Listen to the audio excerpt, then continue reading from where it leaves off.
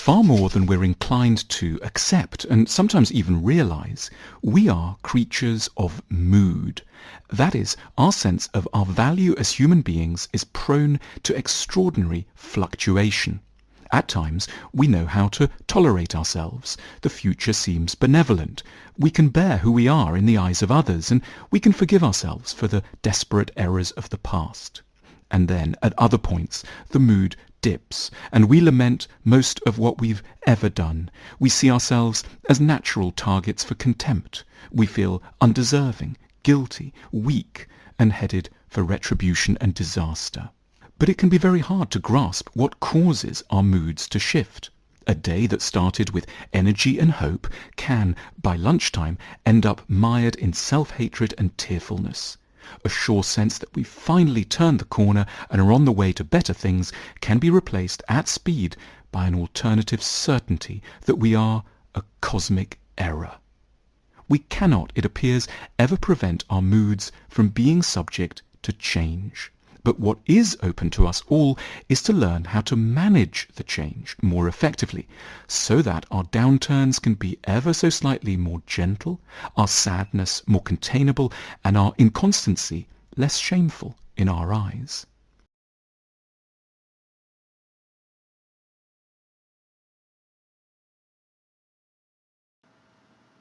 It's often considered a kind of mystery why Adam Smith didn't write more clearly about the Industrial Revolution. Let's look at this one a little more closely. One striking fact is that there really is a lot of history in The Wealth of Nations, whether it's history of medieval times, history of the collapse following the Roman Empire, history of silver prices, history of the colonies, or history of the East India Company. But can we look in that book and actually see also a history of the Industrial Revolution? That's a lot less clear. It's definitely the case that Smith clearly saw the rise of consumer society, which in today's world looks a bit like this photo, but in mid-18th century Great Britain was already well underway. It's perhaps when you look at Smith's discussions of the rise of towns and nobles spending their money on baubles and trinkets rather than supporting workers on the land that you can see this in Smith most clearly. So, to the extent the Industrial Revolution was first and foremost a consumer revolution, as has been stressed by such contemporary writers as McKendrick, well, in that regard, Smith, in a way, did see the onset of the Industrial Revolution. He just didn't focus so much on all those machines. You don't get the sense reading Smith that he understood that the modern world would end up looking a bit like this, and that there could be discontinuous jumps in the command of humanity over, say, energy and material resources. Instead, Smith is still quite worried about the notion of keeping capital intact, as is reflected by his analysis of productive and unproductive labor, and he actually suggests it's agriculture which stands the greatest chance of keeping capital intact and extending it.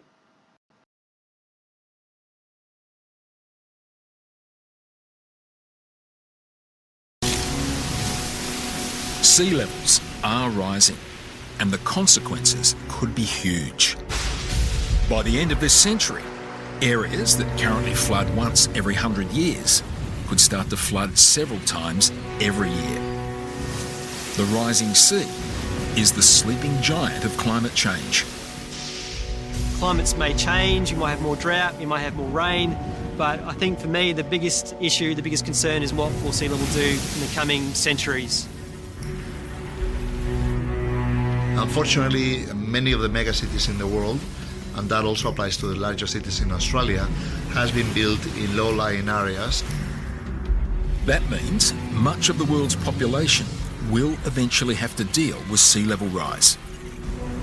The question is, how high will the waters get?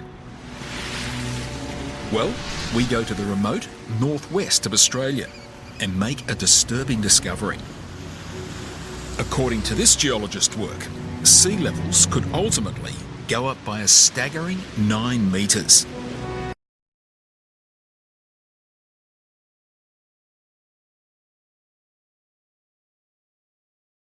And in a few decades, computers will be thousands of times more powerful than they are today.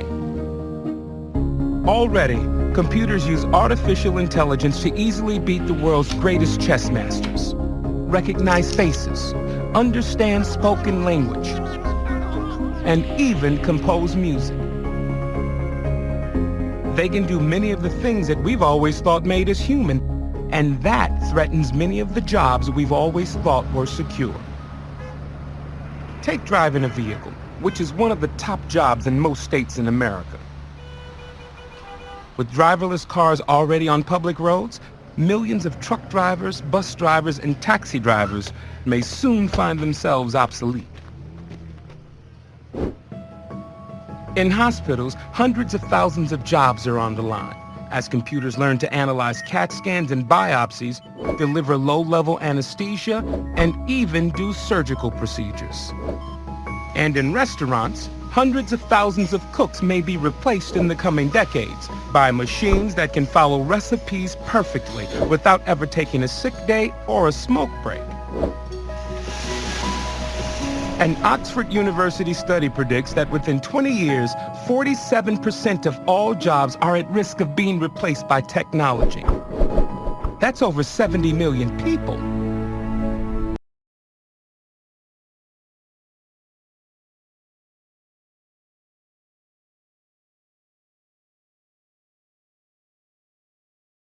Fish are important because they help maintain the health of marine ecosystems and provide support to other marine life.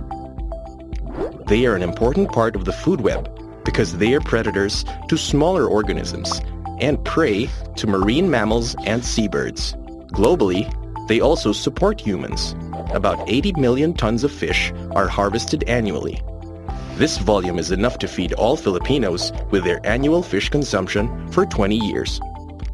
And there are currently about 60 million people working in the fishing industry globally.